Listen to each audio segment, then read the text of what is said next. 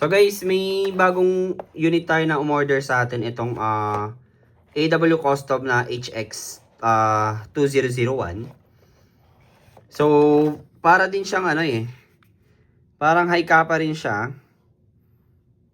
Ayan. So, ang ganda nung combination ng color niya na black, silver, then touch of red, then gold yung mga small parts niya. Ayan. So, ganda na ito no? Yung outer barrel is gold. Naka fiber optic sight siya guys. So out of the box pala FPS nito nasa 350 to 370. So malakas talaga. Yan, may underrailing for accessories attachment. Kitang-kita mo yung mga full details niya. Ang ganda. Pati yung safety niya, golden. Then yung trigger is red. Ang maganda kasi dito guys, ito yung markings ng AW Custom. Yan. Logo niya kumbaga. Yung magwell, golden. Safety niya dito sa kanyang golden. Ayan.